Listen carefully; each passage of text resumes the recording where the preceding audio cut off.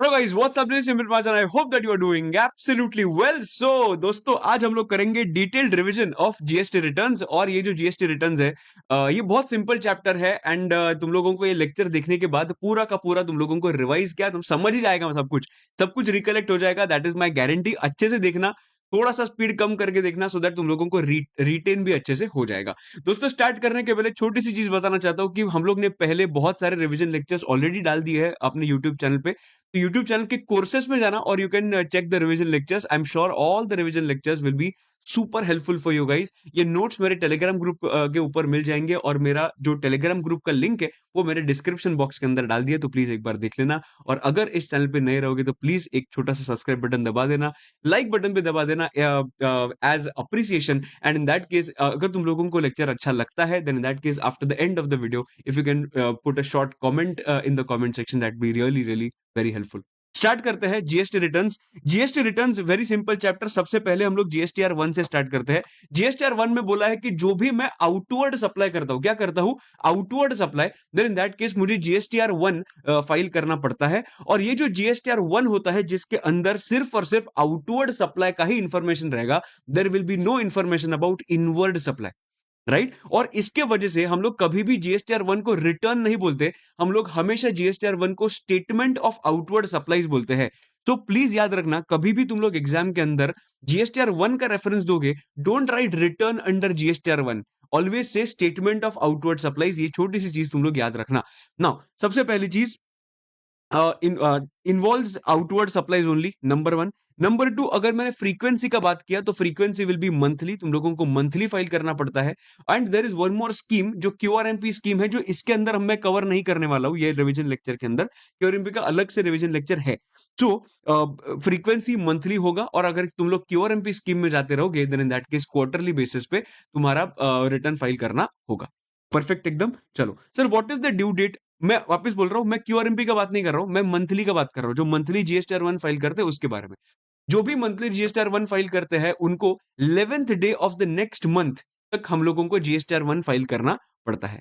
एकदम परफेक्ट है। Now the point is कि उन्होंने बोला है कि अगर मैंने जीएसटीआर 1 फाइल कर दिया, मैंने तुम्हारा जीएसटीआर 1 फाइल कर दिया, तो मैं क्या डालता हूं उसमें? मेरे जीएसटीआर 1 के अंदर तुम्हारा जीएसटी नंबर होगा, बराबर। तुम्हारा, तुम लोगों को जो सप्लाई किया है, उसका वैल्यू होगा, उसका जीएसटी होगा। ये तुम्हारा सब इंफॉर्मेशन मेरे रिटर्न के अंदर मैं डाल दूंगा। जैसे मेरे रिटर्न के अंदर मैं तुम्हारा जीएसटी आर डाल दूंगा ना, ऑटोमेटिकली तुम्हारे जीएसटीआर 2बी में वो दिख जाएगा। किसमें दिख जाएगा? फॉर्म जीएसटीआर 2बी में तुम लोगों को दिख जाएगा कि अमित महाजन ने तुम लोगों को कुछ सप्लाई किया था। So for you it is an inward supply, बराबर है। सो तुम लोगों को उसका आईटीसी चाहिए, बराबर है। और आईटीसी के कंडीशन के अंदर हम लोग ने एक चीज बोल के रखा है कि भाई देखो, तुम लोगों को अगर आईटीसी चाहिए होगा तो तुम्हारे जीएसटीआर 2बी में वो चीज लिखी होनी चाहिए। तो तुम्हारे 2बी में कैसे आएगा? जब भी मैं उसका जीएसटीआर 1 भरूंगा तभी। एकदम परफेक्ट। चलो ठीक है। सर, ऐसा भी हो सकता है ना कि मैंने चलो रजिस्ट्रेशन तो ले लिया, रजिस्ट्रेशन लेने के बाद मेरा कुछ भी ट्रांजैक्शन नहीं है ये मंथ में, एकदम ठंडा चल रहा है पूरा। अगर मेरा पूरा कवर ठंडा चल रहा है ना, देन इन दैट केस तो भी गवर्नमेंट ने बोला once you have taken the registration no, तुझे जीएसटीआर 1 तो भरना ही पड़ता है। तेरा अगर कुछ इन्फॉर्मेशन होगा तो इन्फॉर्मेशन डाल दे, अगर इन्फॉर्मेशन नहीं होगा then in that case you ensure that you file nil GSTR 1। Understanding? कुछ भी होने दो, जीएसटीआर 1 तो फाइल करने का ही चाहिए। एकदम perfect. So we can file nil GSTR 1 by sending SMS, by sending SMS also, which will be authenticated by the OTP. Are you understanding what I'm trying to say? अगर धंधा है तो वैसे करो, अगर धंधा नहीं है, it is okay, there is no problem. हम लोग क्या करेंगे? हम लोग नील जीएसटीआर 1 फाइल करेंगे। अभी नील जीएसटीआर 1 फाइल करने के लिए भी हम लोगों के पास ऑप्शन है कि हम लोग एसएमएस से कर सकते हैं, और वो ओटीपी से ऑथेंटिकेट हो जाएगा। एकदम perfect. Can we move ahead now? Details of outward supplies जो मैं जीएसटीआर 1 में डालता हूं, समझो फॉर एग्जांपल मैं एक ही पर्सन को 10 सप्लाईज कर रहा हूं एक मंथ में, तो sir can I consolidate all the supplies? Question number 1। Question number 2, मैं बहुत सारे अनरजिस्टर्ड पर्सन को सप्लाई करता हूं। फॉर एग्जाम्पल मैं 1000 स्टूडेंट्स को सप्लाई किया, can I consolidate all into one and one entry I will put in GSTR 1? तो उसके बारे में उन्होंने बोला है, देखो, can we consolidate multiple entries into one? तो देखो, अगर तुम लोग ने जो सप्लाई किया है वो एक रजिस्टर्ड पर्सन को किया है, then in that case government बोलता है भाई कंसोलिडेशन कैसा करेगा? 5-6 एंट्रीज तुम लोग एक साथ कैसे करोगे? सामने वाले को आईटीसी चाहिए ना। अगर सामने वाले को आईटीसी चाहिए, देन इन दैट केस उनके जीएसटीआर 2 बी में आना चाहिए। तो हर एक एंट्री का, हर एक इनवॉइस का तुम लोगों को अलग-अलग एंट्री तो मारना ही पड़ेगा। तो इसके लिए if you are making a supply to a registered person, then consolidation is absolutely not possible. तुझे सेपरेट एंट्रीज ही डालने पड़ेंगे। बट अगर तुम लोग अगर अनरजिस्टर्ड पर्सन को सप्लाई कर रहे हो, देन हम लोग देखेंगे कि तुम लोग इंटर स्टेट सप्लाई कर रहे हो या फिर इंट्रा स्टेट सप्लाई कर रहे हो। अगर तुम लोग इंट्रा स्टेट सप्लाई कर रहे हो अनरजिस्टर्ड पर्सन को, देन इन दैट केस तुम लोग ने जितना भी सप्लाई जिसको भी किया है ना, वो सब मिला के एक एंट्री में कंसोलिडेट करो। For example, I stay in Maharashtra, there are 1000 students in Maharashtra. मैंने ऑल 1000 स्टूडेंट्स को मैंने सप्लाई किया। सो कहने से मैंने जो सप्लाई किया वो अनरजिस्टर्ड पर्सन को था, यस। कहने से मैंने जो सप्लाई किया वो इंट्रा स्टेट था, यस। तो मैं वो 1000 स्टूडेंट्स का एक ही एंट्री पास करूंगा इन माय जीएसटीआर 1, बराबर। बट जब भी वो इंटर स्टेट होता है, जब भी वो क्या होता है, इंटर स्टेट होता है, देन इन दैट केस हम लोग देखते हैं कि उसका इनवॉइस वैल्यू कितना है। अगर इनवॉइस वैल्यू सिग्निफिकेंट होगा, गवर्नमेंट सेज दैट हम लोगों को उसका अलग एंट्री चाहिए। बट अगर इनवॉइस वैल्यू इतना सिग्निफिकेंट नहीं होगा, देन इन दैट केस तुम लोग क्या कर सकते हो, स्टेट वाइज कंसोलिडेशन कर सकते हो। Now what is the meaning of क्या सिग्निफिकेंट इनवॉइस वैल्यू? तो सिग्निफिकेंट इनवॉइस वैल्यू मतलब invoice value if it is more than 1 lakh rupees invoice value, then in that case इधर कंसोलिडेशन पॉसिबल नहीं है, तो तुझे सेपरेट एंट्रीज लिखने पड़ेंगे। बट अगर तुम्हारा जो इंटर स्टेट सप्लाई कर रहे हो और invoice value is up to 1 lakh, मतलब 1 लाख भी इसमें आएगा, देन इन दैट केस तुम लोग कंसोलिडेशन कर सकते हो, और वो भी state wise and rate wise तुम लोगों को कंसोलिडेशन करना पड़ेगा। अभी मैं जिधर जिधर तुम लोगों को बताऊंगा ना कि पॉज करो और ये एक बार पढ़ो, तो अच्छे से तुम लोग पॉज करोगे और एक बार पढ़ोगे। So this is the first point where I want you to pause the session and then you are going to go ahead. एक बार अच्छे से पढ़ो and then you are going to go ahead. Just not, don't just watch it, whenever you'll watch it तभी मेरे साथ साथ revise भी करते जा, ठीक है, मेमोराइज भी करते जा। This is your sixth point. Now the point is, ये जीएसटीआर 1 के अंदर और एक पॉइंट है, हार्मोनाइज्ड सिस्टम ऑफ नोमेनक्लेचर। मतलब क्या, एक एचएसएन कोड होता है। एवरी प्रोडक्ट का एक एचएसएन कोड होता है। जैसे इंडिविजुअल का कैसे वो पैन नंबर होता है, अभी पैन तो सबका सबका सेम नहीं हो सकता ना, या सेम हो ही नहीं सकता। Every person has a different pan, बराबर है। वैसे ही एवरी प्रोडक्ट को भी आइडेंटिफाई करने के लिए उन्होंने क्या डाल के रखा है, एचएसएन कोड डाल के रखा है।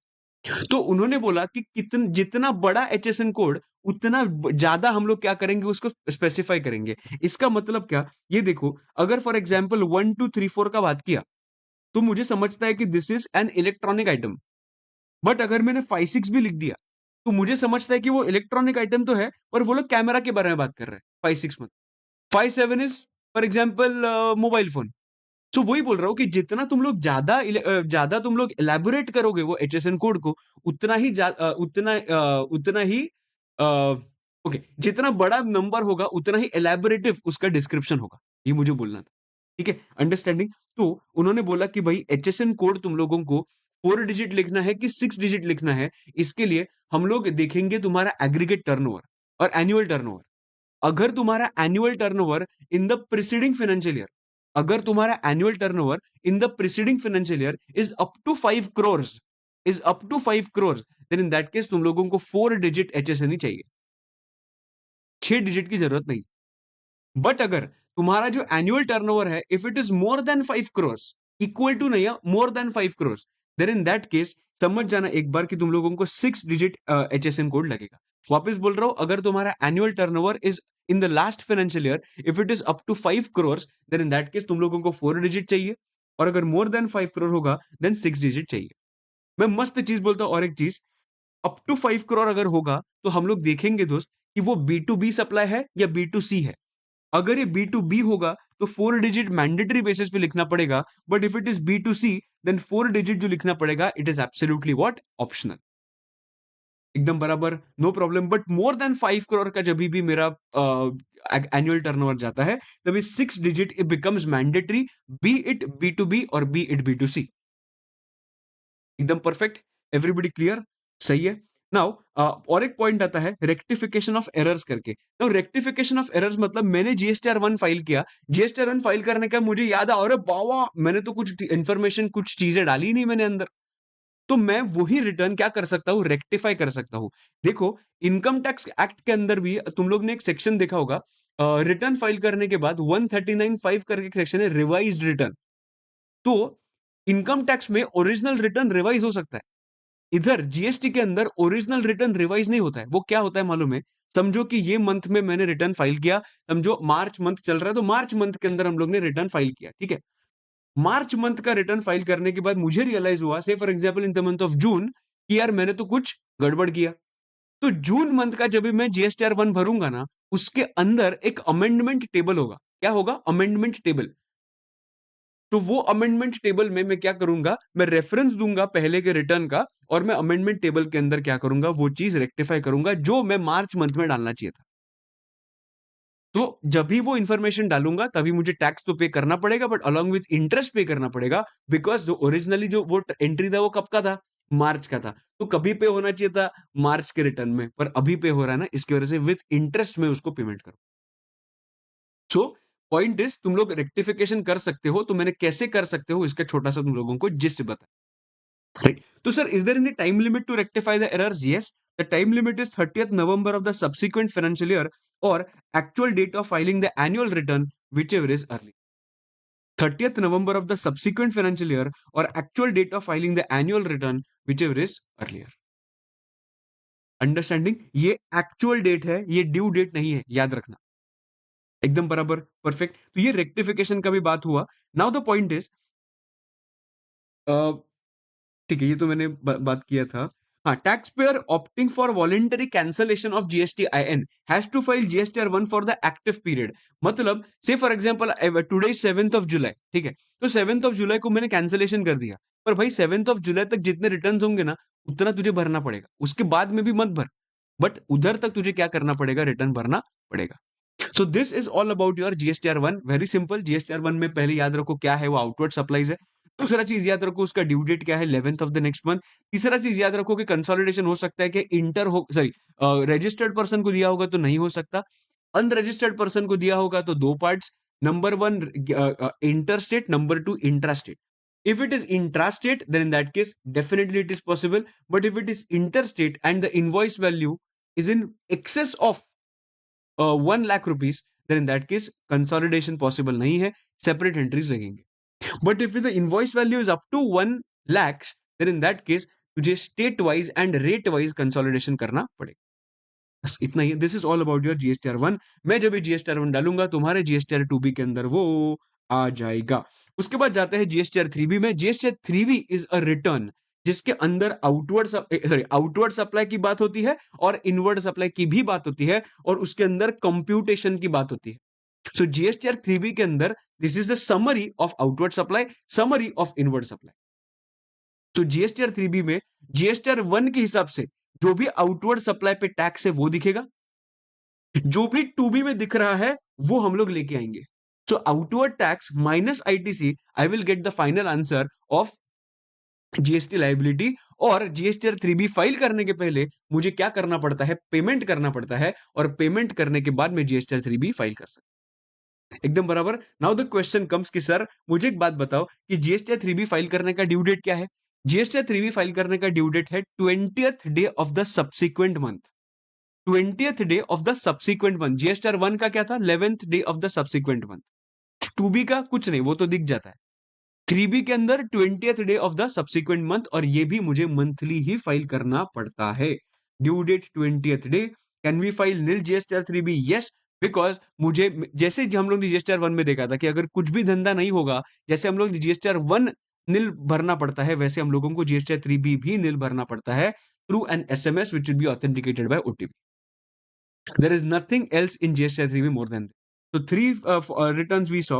Number one GSTR 1, GSTR 2B and GSTR 3B. 1 का 11th, 2B का तो auto population, but 3B is going to be 20th day of the subsequent month. Now बात करते हैं GSTR 4, that is composition scheme के बारे में क्या होता है। देखो GSTR 4 के अंदर डाल के रखा है कि भाई देखो तुम लोग अगर कॉम्पोजिट डीलर रहोगे, वो 10-1 का हो या फिर 10-2 का हो या फिर 10-2A का हो, then in that case तुम्हारे लिए जीएसटीआर 4 करके रिटर्न है। हम लोग ने कॉम्पोजिशन स्कीम में देखा था तुम लोगों को मंथली रिटर्न्स भरने की जरूरत नहीं होती। You have to file only one return, that is GSTR 4 in a year. Sir what is the due date for filing GSTR 4? GSTR 4 का due date is going to be 30th June of the subsequent month. Okay, 30th June of the subsequent month. एक sorry, 30th June of the subsequent financial year. एक second, sorry, my bad, very sorry. Financial year जैसे and हो जाएगा ना, उसके बाद जो 30th June आएगा, that is going to be the due date for filing GSTR 4 for the previous year. Understanding एकदम परफेक्ट। ओके, एक छोटी सी चीज बताना चाहता हूं, मेरे रैपिडर के अंदर मैंने 30th जून तो लिखा हुआ है, मतलब जीएसटीआर 4 का due date is 30th June of the subsequent financial year लिखा है, पर नीचे ना मैंने एक एग्जांपल दिया है, तो एग्जाम्पल के अंदर गलती से वो ना 30th क्या आ रहा है, मार्च कुछ आया है, तो वो एक बार देख लेना। 30th अप्रैल आया, सॉरी 30th अप्रैल आया होगा, तो 30th अप्रैल एक बार देख लेना, वो चेंज करके अपने को 30th जून करना है। ऊपर के कॉन्सेप्ट में बराबर है, बट नीचे के एग्जाम्पल में 30th अप्रैल वैसे के वैसा रहेगा, वो पहले का लॉ था इसकी वजह से। तो just make it 30th of जून।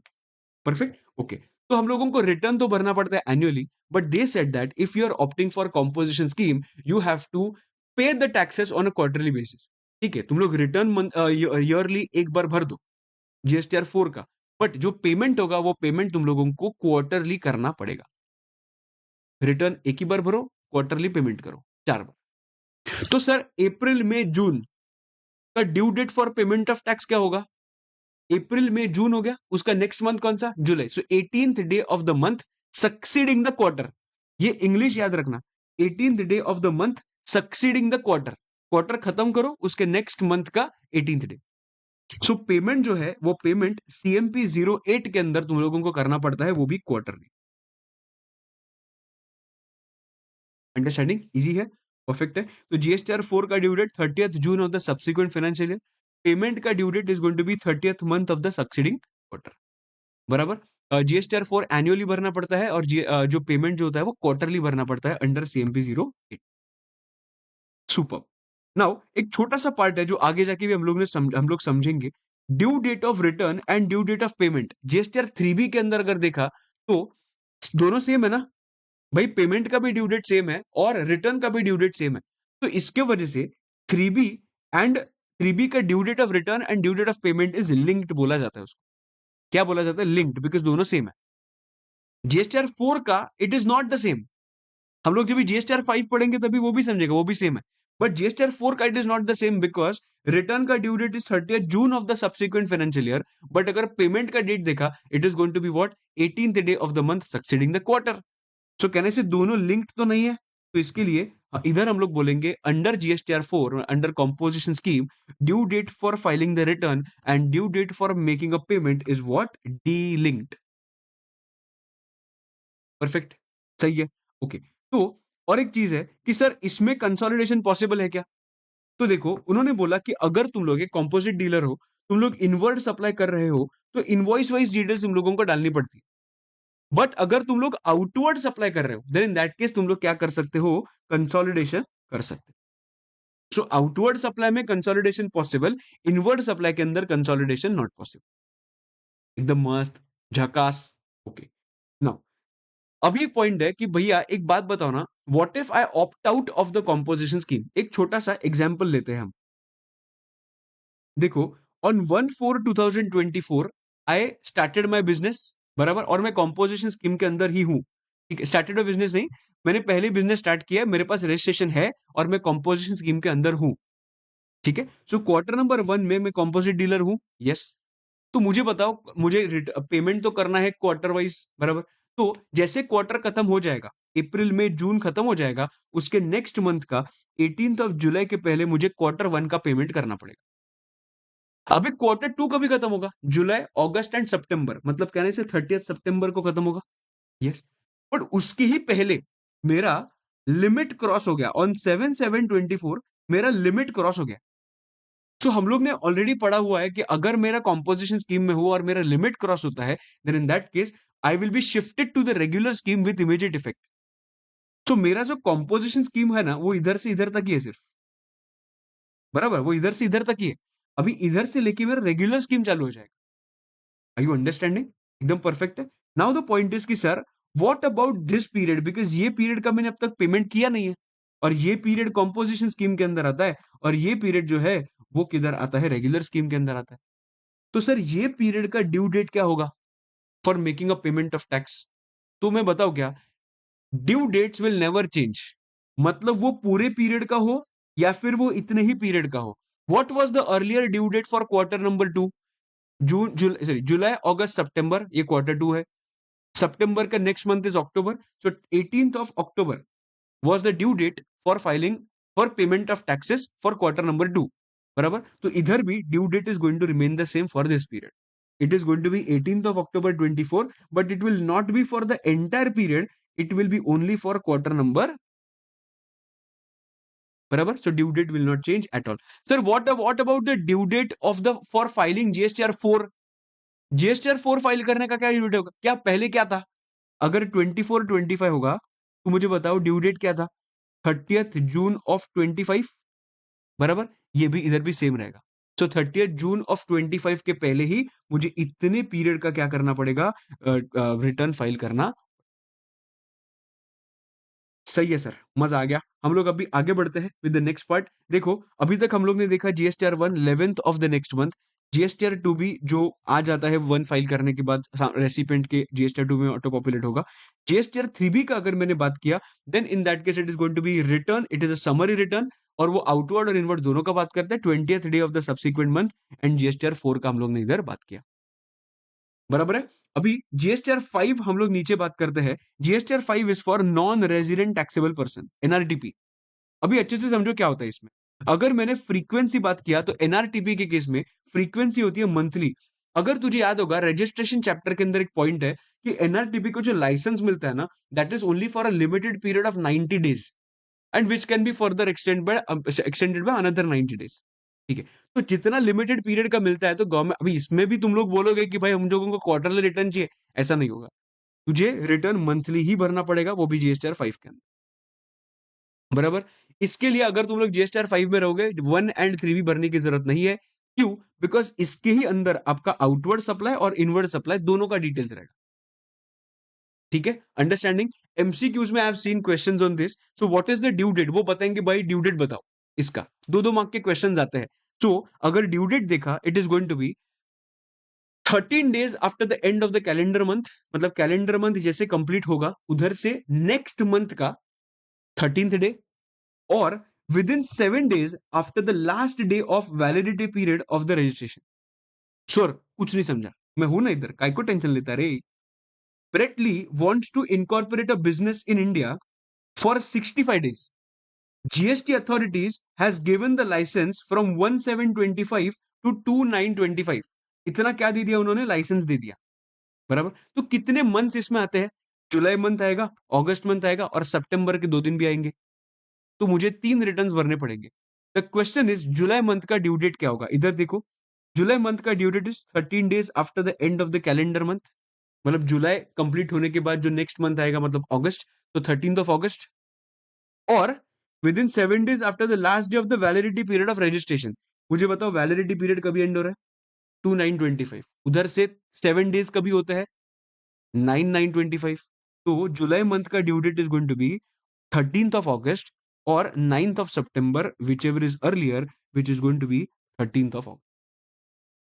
तो तुम लोग अगस्त मंथ का बताओ। अगस्त मंथ के केस में 13th of September आएगा और 9/9 आएगा, whichever is earlier, बराबर ना? करेक्ट है। सो इधर देखो 13th of September and sorry 9th of September, whichever is earlier is 9th of September। एकदम बढ़िया। ओके, उसके बाद बात करते हैं दैट इज सितंबर का। सितंबर के केस में क्या होगा? 13th of October और 9th of September, whichever is earlier comes to 9th of। So this is your GSTR 5। GSTR 5 is non-resident taxable person। Come to GSTR 6। GSTR 6 देखो, CF फाइनल, CMA फाइनल सबके लिए है। CA inter के लिए applicable नहीं है, but CMA inter के लिए एप्लीकेबल है, बराबर। सिंपल है। अभी देखो इधर जीएसटीआर 6 किसके लिए है? That is for input service distributors. जो आईएसडीज होते हैं उनके लिए एप्लीकेबल होता है। जो आईएसडीज जो अलग से रजिस्ट्रेशन लेते हैं, जो आईएसडीज है वो अलग से रजिस्ट्रेशन लेते हैं, उनको जीएसटी रिटर्न भरना पड़ता है कि कितना उन्होंने कितना डिस्ट्रीब्यूट किया और कितना मिला था उसका।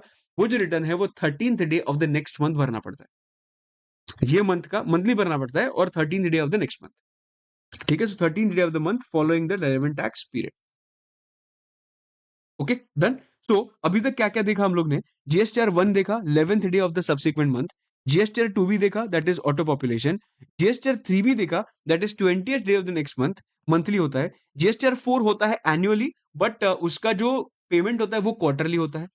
उसके बाद जीएसटीआर 5 देखा that is NRTP 13th day of the subsequent month और 7 days after the expiry of the licence whichever is earlier. ISD जो है वो 13th day of the next month. बराबर। अभी 7 is for TDS deductors and 8 is for TCS collectors. Okay चलो हम लोग अभी बात करते हैं 7 में आते हैं, दोनों का रिटर्न सेम है। Who is required to file GSTR 7? Person deducting TDS is GSTR 7 will file GSTR 7। बराबर।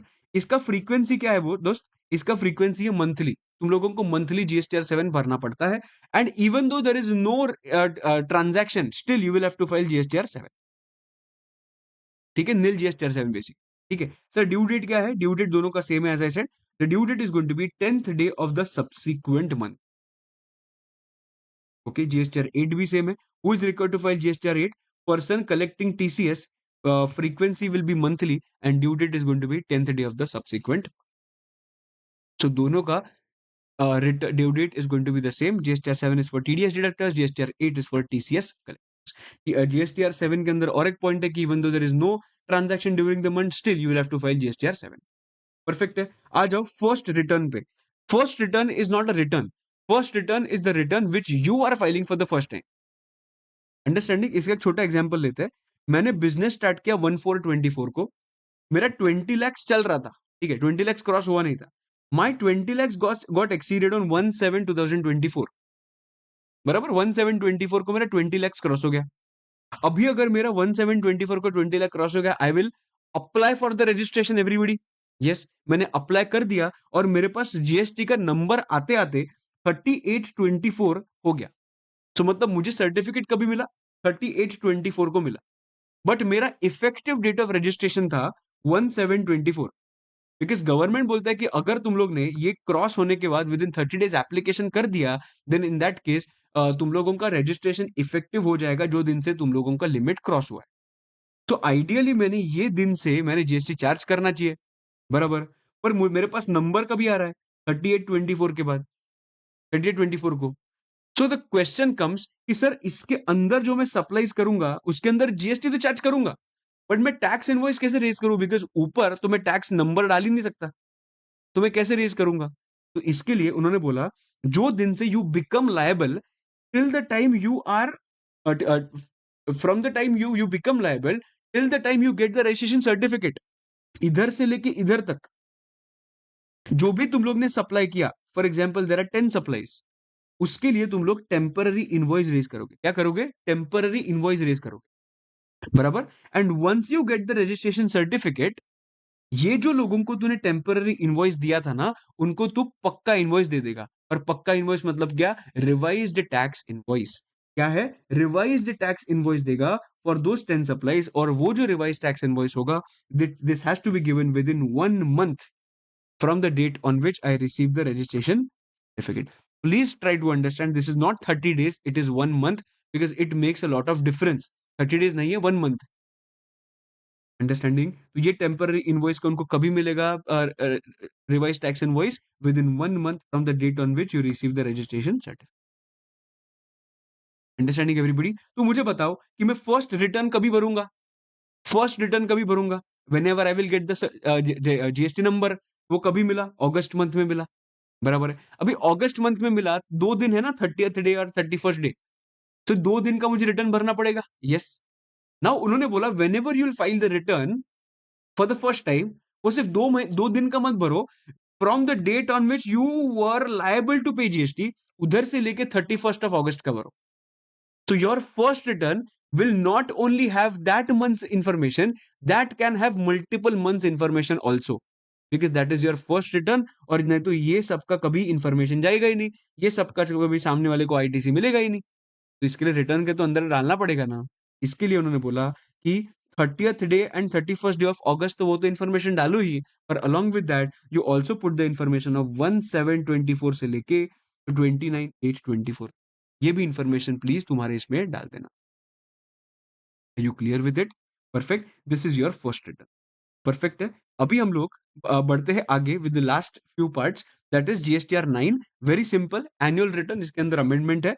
एनुअल रिटर्न के अंदर बोला है कि भाई there are certain people who are not required to file your annual return, तो CTP है, एनआरटीपी है, पर्सन हु आर डिडक्टिंग और कलेक्टिंग टैक्स एट सोर्स है, इनको तुम लोगों का एनुअल रिटर्न भरने की जरूरत नहीं होती है। Now the point is sir, what is the due date of filing annual return? 31st December of the subsequent financial year. Year complete करो, उसके बाद जो नेक्स्ट ईयर आएगा उसका 31st दिसंबर जो आएगा, that is going to be the due date for filing the annual return. एकदम perfect, no problem everybody. Now every registered person who is required to get his accounts audited, जिनको audit लगता है, शैल furnish the following, उनको नीचे का information देना पड़ता है। Number 1, audited annual accounts electronically, ये चीजें देनी पड़ती है। Along with that a self certified reconciliation statement along with the annual return, that is GSTR 9C। ये जो 9C होता है ना, वो भी उनको क्या देना पड़ता है, देना पड़ता है, सबमिट करना पड़ता है। और वो सबमिट मतलब क्या, सेल्फ सर्टिफाइड होता है। वो रिकंसिलिएशन स्टेटमेंट जो होता है वो कैसे होता है, सेल्फ सर्टिफाइड होता है, वो भी तुझे देना पड़ता है। नाउ तुम लोगों के एग्जाम के अंदर ये क्वेश्चन आ सकता है कि ये सेल्फ सर्टिफाइड स्टेटमेंट मुझे कभी देना पड़ता है? सेल्फ सर्टिफाइड रिकंसिलिएशन स्टेटमेंट हम लोग सब लोगों को देना पड़ता है कि नहीं, जिनका aggregate turnover during the financial year exceeds 5 crore rupees.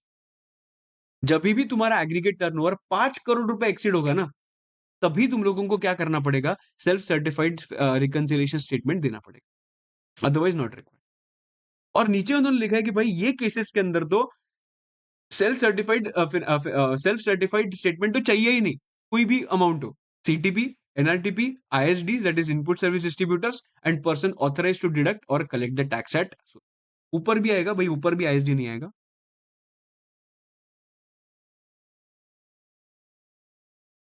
ठीक है, तो ये लोगों को तो सेल्फ सर्टिफाइड स्टेटमेंट देने की जरूरत नहीं हो। अंडरस्टैंडिंग? तो 5 करोड़ रुपया फॉर सेल्फ सर्टिफाइड स्टेटमेंट याद रखना। और इसमें एक छोटा अमेंडमेंट आया था ये बार, कि तुम लोगों को एनुअल रिटर्न ही भरने की जरूरत नहीं है। मतलब जीएसटीआर 9 जिनको जिनको एप्लीकेबल है, उनको जीएसटीआर 9 भरने की जरूरत नहीं है, अगर तुम्हारा aggregate turnover in any financial year from 24-25 is up to 2 crore rupees. जिनका एग्रीगेट टर्नओवर 24-25 के बाद, फ्रॉम 24-25 मतलब इज अप टू 2 करोड़, उनको एनुअल रिटर्न ही भरने की जरूरत नहीं है। मतलब वो 5 करोड़ का लिमिट है ना, that is only for self certified statement है, बराबर। पर ये 2 करोड़ का लिमिट है, पूरे के पूरे एनुअल रिटर्न का ही लिमिट है, कि भाई तुम्हारा 2 करोड़ क्रॉस नहीं कर रहा है ना, तो एनुअल रिटर्न ही भरने की जरूरत नहीं है, तो सेल्फ सर्टिफाइड स्टेटमेंट का तो पॉइंट ही नहीं आएगा। अंडरस्टैंडिंग? तो ये एक छोटा अमेंडमेंट था। उसके बाद आता है जीएसटीआर 10। जीएसटीआर 10 लोगों को लोग ना थोड़ा लाइटली लेते हैं, पर इसको लाइटली मत लेना। इसमें से एमसीक्यूज में क्वेश्चन तुम लोगों को आ सकते हैं, ठीक है? तो सबसे पहला point, who is required to furnish the final return? Final return मतलब क्या है? जिसका भी जो रजिस्ट्रेशन है वो सरेंडर हुआ है या फिर रजिस्ट्रेशन कैंसिल हुआ है, उनको क्या करना पड़ेगा? जीएसटीआर 10 भरना पड़ेगा, that is annual return. Now they will not give you information about, they will not tell you कि फाइनल रिटर्न भरना है। वो लोग क्या इन्फॉर्मेशन देंगे, कि स्टडी बेस्ड क्वेश्चन में से आ सकता है कि वो लोग देंगे कि इसने धंधा बंद कर दिया, तो कौन से रिटर्न भरना पड़ेगा? यू शुड नो कि भाई इसको क्या करना पड़ेगा, जीएसटीआर 10 भरना पड़ेगा, which is your final return. Correct? इसका ना टाइम लिमिट पे क्वेश्चन आते हैं, टाइम लिमिट। तो टाइम लिमिट क्या होता है, देखो, फाइनल रिटर्न भरने का टाइम लिमिट सबसे पहले, से फॉर एग्जाम्पल मुझे जो कैंसिलेशन ऑफ रजिस्ट्रेशन का ऑर्डर आया, वो ऑर्डर आया 1/7/24 को, बोल दिया कि भाई तुम्हारा रजिस्ट्रेशन कैंसिल होगा, but it will be effective from 7/7/24। सो भले ऑर्डर आया 1/7 को, तो इफेक्टिवनेस कब से हो रहा है? 7/7 को हो रहा है। सो can I say the date of order of cancellation or date of cancellation whichever is later से 3 महीने, से 3 months. So final return has to be filed within 3 months of the following dates, whichever is later. So date of order of cancellation, that is on 1/7. Date of cancellation, whichever is later, comes to 7/7/24 और उधर से 3 महीने, that is 7/10/24. Are you clear with it? सब लोगों को समझा क्या scene है इसमें? सुपर। तो ये अपना कंप्लीट फाइनल रिटर्न, ठीक है। उसके बाद छोटा सा पॉइंट है, that is GSTR 11, only for your understanding purpose याद रखना। जीएसटीआर 11 बात करता है जो यूआईएन होल्डर्स है, ना who are UIN holders? For example there is one person here जो एम्बेसी में काम करता है, किधर? एम्बेसी में, यूएस के एम्बेसी वाला आदमी है, ठीक है? तो वो इधर आता है, एग्जम्पशन चैप्टर का इंटरकनेक्शन करके देता हूं, अगर उसने कुछ भी आउटवर्ड सप्लाई किया, it is going to be exempt from tax. उसने कुछ भी सप्लाई किया, इट इज एग्जेम्प्ट।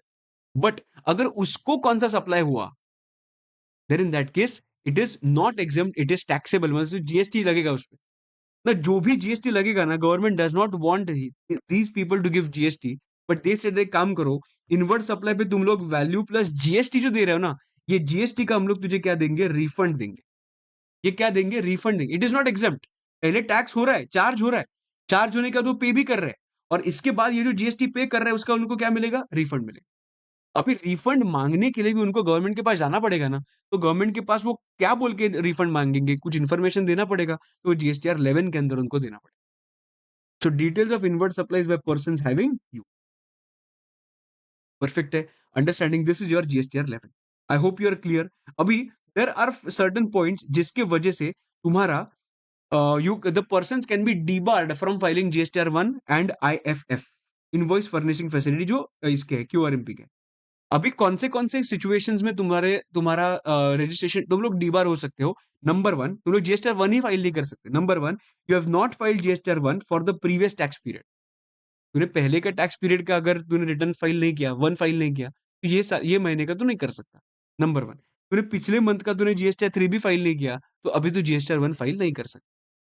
अगर तूने क्यूआरएमपी के लिए ऑप्ट किया है, then in that case you have not filed GSTR 1 or invoice furnishing facility for the tax previous tax period। मतलब पहले का सब क्लीन स्लेट होना चाहिए, उसके बाद ही तुम लोग ये मंथ का फाइल कर सकते। रजिस्ट्रेशन चैप्टर के अंदर एक पॉइंट तुम लोग ने पढ़ा होगा, रूल नंबर 10A करके। रूल नंबर 10A में बोला है कि मुझे कुछ टाइम लिमिट देता है government to submit the bank details, कि रजिस्ट्रेशन सर्टिफिकेट आने के बाद विद इन 30 डेज तुम लोग ले सकते हो, कि तुम लोग क्या करोगे, वो बैंक डिटेल्स गवर्नमेंट के पास सबमिट कर सकते विद इन 30 डेज, और the due date of furnishing the return. तो तुम लोग जब भी रजिस्ट्रेशन करोगे तभी तुम लोगों को समझ में आ जाएगा। सो द पॉइंट इज, जो बैंक डिटेल सबमिट करने का टाइम लिमिट देता है, तो टाइम लिमिट भी मैंने क्या किया? फुलफिल नहीं किया। इन दैट केस मेरा आई will B D board from filing GSTR 1। बराबर है? ओके। और ये अगर कुछ भी प्रॉब्लम होता है, मतलब अगर शॉर्ट पेमेंट होता है, या फिर if there is any difference in GSTR 1 and 3B, then in that case मुझे क्या मिलता है मालूम है? इंटीमेशन मिलता है इन 88C एंड 88D। अभी देखो कि क्या होता है। इफ आई हैव, अगर मैंने जीएसटीआर 1 के अंदर 1 लाख का टैक्स डाला है, मतलब पे नहीं करूंगा, 1 में जो दिखाया मैंने उस पे 1 लाख का टैक्स आता है, तो कैन आई से जीएसटीआर 3B के अंदर मैंने 1 लाख का ही पेमेंट करना चाहिए? बट मैंने जीएसटीआर 3B के अंदर 70,000 ही किया, तो गवर्नमेंट बोलती है ये तो गलत है। तूने सामने दिखाया 1 के अंदर कि 1 लाख का टैक्स आ रहा है, तो सामने वाले को जीएसटीआर 2B के अंदर 1 लाख का आईटीसी मिल गया, 1 लाख का क्रेडिट दिख रहा है। पर जब भी तुम लोग पेमेंट कर रहे हो 3B के अंदर, तभी तो तुम लोगों को सिर्फ 70,000 ही पेमेंट कर रहे हो। इधर झोल क्या कर रहा हूं मैं जीएसटीआर 1 में ज्यादा दिखा के सामने वाले को ज्यादा क्रेडिट पास ऑन कर रहा हूं, और मैं जब भी पेमेंट करने का टाइम आता है तभी मैं कम पेमेंट करता हूं। सो 30,000 रुपीज का प्रॉब्लम है, बराबर? तो इसके लिए वो लोग क्या दे सकते हैं मुझे? सिस्टम जनरेटेड इनवॉइस नोटिस दे सकते हैं कि भाई 30,000 पे करो। नाउ द पॉइंट इज, मेरे पास दो ऑप्शन है। नंबर वन, मैं इधर I can make a payment कि हाँ ठीक है, और सॉरी सॉरी वेरी सॉरी, मेरे से गलती हो गया, नो प्रॉब्लम, मैं पेमेंट कर देता हूँ। तो मैं पेमेंट कर दूं, मुझे विद इन 7 डेज पेमेंट करना पड़ेगा। और अगर मैं बोल रहा नहीं नहीं नहीं, this 30,000 I have a valid reason to explain, in that case you have to respond within 7 days with reasons कि why this 30,000 should not be levied और should not be paid by me. Understanding? So pay करना है तो पे कर ले with in 7 days, पे नहीं करना है देन इन दैट केस तू तेरे अपने रीजंस बता विद इन 7 डेज। बराबर? तो ये मेरा आउटवर्ड सप्लाई का बात हुआ 1 एंड 3B का। अभी मैंने इनवर्ड सप्लाई का झोल बोलता हूं। इनवर्ड सप्लाई का झोल मतलब क्या है? There is a difference between GSTR 2B and GSTR 3B। मतलब 2B के अंदर दिख कितना रहा है? 60,000। बट 3B के अंदर मैं आईटीसी कितना ले रहा हूं? 1 लाख का। भाई गलत है ना? भाई गलत है। मुझे अगर आईटीसी मिलना ही चाहिए 60 का, पर मैं 1 लाख ले रहा हूं, तो 40,000 रुपीज का मुझे डिफरेंस आ रहा है। मैं ज्यादा क्रेडिट लिया, इसके लिए 40,000 रुपीज के लिए मुझे क्या मिलेगा? सिस्टम जनरेटेड नोटिस मिलेगा। ये 40,000 रुपीज का आई कैन इधर make a payment within 7 days, और I can respond with reasons why it should not be levied. Understanding? So this is your 88C and this is your 88D. Understanding? Outward क्या है वो C और inward क्या है वो D. Perfect है. Now the last point which is left, that is GSTR 1A. Now GSTR 1A बहुत simple way में तुम लोगों को समझाता हूँ कि ओल्ड लॉ क्या था. समझो कि ओल्ड लॉ के हिसाब से GSTR 1 में 10 सप्लाईज मैंने एक्चुअली टोटल 10 सप्लाईज दिए थे, बट मैंने गलती से GSTR 1 के अंदर 8 सप्लाईज ही डाल दिए. सो समझो कि वो जून मंथ का था, जून मंथ का था, इसके वजह से 11th ऑफ जुलाई के पहले मैंने 8 सप्लाईज का इंफॉर्मेशन डाल दिया. बाद में मुझे नेक्स्ट मंथ में रियलाइज हुआ कि अरे यार प्रॉब्लम है ये तो. ओके, वापस जीएसटीआर 1 में मैंने 8 सप्लाईज का इंफॉर्मेशन डाला, जिधर मेरे पास 10 सप्लाईज मैंने किए थे. ये कौन सा मंथ था? June month. तो जून मंथ का मैंने 2 सप्लाईज नहीं डाले. बराबर, चलो ठीक है, मैंने 1 फाइल कर दिया. कभी फाइल किया होगा? जून मंथ का 1 फाइल किया ऑन और बिफोर 11th ऑफ जुलाई. ठीक है, अभी मैंने 8 सप्लाईज डाले, तो मैंने जब जीएसटीआर 3 भी फाइल किया तभी मैंने 8 सप्लाईज का पेमेंट भी कर दिया. चलो ठीक है, मुझे जुलाई मंथ में रियलाइज हुआ, अरे मां कसम बाबा, मैं तो 2 सप्लाईज का इंफॉर्मेशन डाला ही नहीं. तो जुलाई मंथ के अंदर मैं जीएसटीआर 1 फाइल कर सकता हूं, और वो जीएसटीआर 1 के अंदर मैं 2 सप्लाईज, वो रेक्टिफिकेशन का बात किया था हम लोग ने, तो 2 सप्लाईज ऐड कर सकता हूं, और जुलाई मंथ के 3B के अंदर मैं ये 2 सप्लाईज का भी पेमेंट कर दूंगा. बराबर, और 3B के अंदर जो 2 सप्लाई का पेमेंट करूंगा, सिर्फ पेमेंट नहीं करना है, along with that I have to pay the. एकदम शॉर्ट, परफेक्ट एकदम. सर इसमें प्रॉब्लम क्या हो रहा था? इसमें प्रॉब्लम ये हो रहा था कि इवन दो इमीडिएटली मुझे कुछ प्रॉब्लम समझा, तो भी मुझे अभी फॉर एग्जांपल मैं 11th ऑफ जुलाई को सबमिट किया जीएसटीआर 1, बराबर, जून मंथ का. मुझे 12th ऑफ जुलाई को ही रियलाइज हुआ कि अरे यार ये तो प्रॉब्लम हो गया, मैंने तो 8 सप्लाईज ही डाल दिए.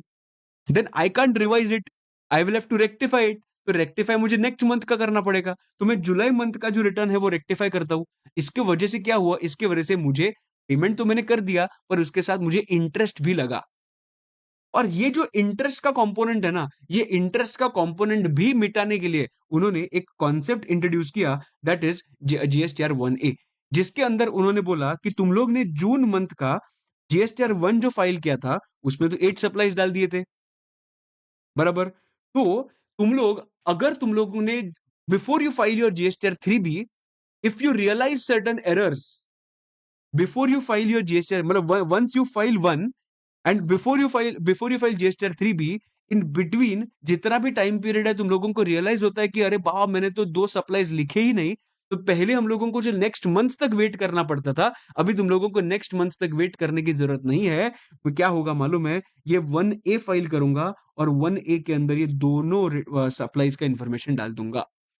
मतलब मैं जून मंथ में ही 8 सप्लाईज का इंफॉर्मेशन डाल रहा हूं, और I don't need to wait for July month. मुझे जून मंथ के ही 1A में डाल के 2 सप्लाईज का इंफॉर्मेशन में डाल दूंगा. सो 3B के अंदर जब इंफॉर्मेशन लिया जाएगा, that will be of the both the supplies, मतलब 8B और 2B. इसके वजह से होगा क्या कि यही मंथ में मैं पेमेंट भी करूंगा, इसका मतलब मैं इस पे इंटरेस्ट पे नहीं करूंगा. I don't need to wait for July, and July is just an example. Understanding? Perfect एकदम. नाउ द पॉइंट इज कि सर जीएसटीआर 1 के अंदर तो मैंने 8 सप्लाईज का इंफॉर्मेशन डाल दिया, तो सामने वाले के जीएसटीआर 2B में 8 सप्लाईज का इंफॉर्मेशन आ जाएगा. Yes yes. समझो कि after I file GSTR 1 and before I file GSTR 2B 3B, before I after I file GSTR 1 and before I file GSTR 3B, ये ड्यूरेशन के अंदर मुझे रियलाइज हुआ कि 2 सप्लाईज नहीं किए थे, इसके लिए मैंने जीएसटीआर 1A फाइल किया. तो ये जो 1A फाइल किया उसमें 2 सप्लाईज का इंफॉर्मेशन डाल दिया. इसका मतलब मुझे हेल्प हुआ. किसका हेल्प हुआ? मुझे हेल्प हुआ, इंटरेस्ट का अमाउंट नहीं आएगा. बराबर, but the point is 1A जो है ना, वो रेसिपिएंट को कुछ भी बेनिफिशियल नहीं है. मतलब भले मैं यही जून मंथ में ही 1A फाइल किया, बट जून मंथ के ही 2B में रेसिपिएंट का नहीं आएगा. वो जून मंथ नहीं, जुलाई मंथ के 2B में रेसिपिएंट का आ जाएगा. Are you understanding? जो मंथ में मैंने 1 फाइल किया, 1 का वही मंथ में आएगा. सो 8 का सेम मंथ में ही आएगा रेसिपिएंट के जीएसटी 2B में. बट 1A जो फाइल किया था, वो सामने वाले के टू बी में कभी आएगा, वो नेक्स्ट मंथ में आएगा। सो एज सच अगर तूने देखा तो जीएसटीआर 1A का फायदा सिर्फ सप्लायर को है, which is in saving of interest. 1A file करने का रेसिपिएंट को कुछ भी फायदा नहीं है, बिकॉज 1A फाइल करने के बाद anyways in the same month recipient is not getting the ITC. Are you understanding? सब लोगों को समझा क्या? तो ये मैंने बोला कि details filed under 1 and 1A will be taken into consideration while filing GSTR 3B। So GSTR 1 के अंदर मैंने तो समझो अभी ये जुलाई मंथ का होगा, तो 11th ऑफ अगस्त में जो मैंने रिटर्न फाइल किया था 1, तो सामने वाले के जीएसटीआर 2B में सेम मंथ में आ गया। ये एग्जाम्पल है, 15th के पहले आ गया, ठीक है। बट जो मैंने 1A फाइल किया that is on 18/8, still okay ना, 3B के पहले, यस। बट सामने वाले के 2B में वो सेम मंथ में नहीं जाएगा, वो सितंबर मंथ में जाएगा, that is next month. Understanding? So 1A will GSTR 1A will enable once form GSTR 1 is filed. 1 file नहीं किया तो 1A फाइल नहीं कर सकते। Sir, what is the due date? There is no due date. It is like after you file GSTR 1, but before you file GSTR 3B. That's it. And this is how we are done with GST returns. सब लोग इधर देखो, GST returns में बात किया था हम लोग ने GSTR 1 that is 11th of the next month, GSTR 2B that is auto population, GSTR 3B 20th of the next month monthly भरना पड़ता है, GSTR 4 30th June of the subsequent month, अगर पेमेंट करना होगा then in that case it is going to be 18th day of the subsequent month, GSTR 5 that is NRTP, GSTR 6 it is ISD that is 13th day of the subsequent month, GSTR 5 के case में भी 13th day of the subsequent month और 7 days after the expiry period of the license. बराबर। GSTR 7 and GSTR 8 TDS TCS that is 10th of the next month, GSTR 9 it is going to be 31st of December of the subsequent financial year. इसमें एक amendment आया था कि अगर तुम्हारा 24-25 या उसके आगे तुम्हारा टर्नओवर 2 करोड़ क्रॉस नहीं करता है तो GSTR 9 भरने की जरूरत नहीं है। GSTR 10 is your final return 3 months from some period, 3 months from some date. What is that date? Date of order of cancellation and date of cancellation, whichever is later, वो डेट फ्रीज करो, उधर से 3 महीना। GSTR 11 हम लोग ने already देखा और उसके बाद हम लोग ने जीएसटीआर 1A भी देखा जिसका ड्यू डेट तो नहीं है, but after you file GSTR 1 but before you file GSTR 3B। I hope you are done with GST returns, I hope you are clear with GST returns. और अगर तुम लोगों को रिवीजन अच्छा लगा होगा, डिटेल्ड रिवीजन था, और I hope this is helpful for you. If yes, it's a small request, if you can put a short review of this revision in the comment section, it will be really very helpful for me. So guys, thank you so much. आज के लिए इतना ही। This is Hemant Manjan. I will see you in the next lecture. Till then, bye bye, see you and take care.